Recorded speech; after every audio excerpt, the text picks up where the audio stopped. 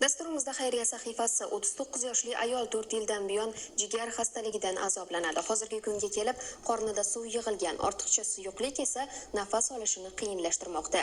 Shifokorlar tavsiyasiga ko'ra bemorga jigar ko'chirib o'tkazish amaliyoti zarur, biroq 30 ming AQSh dollari miqdoridagi mablag'ni yig'ishning imkoni bo'lmayapti.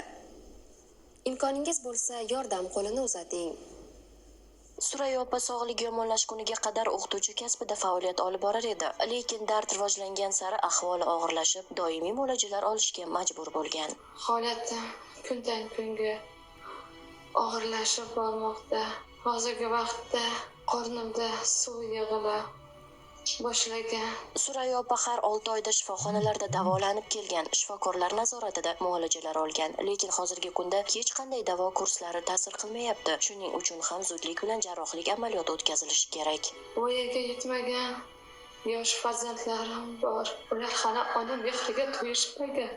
Ular uchun ham sog'ayishim kerak. Qilayotgan yordamlaringiz va ehsonlaringiz Alloh dargohida qabul bo'lsin.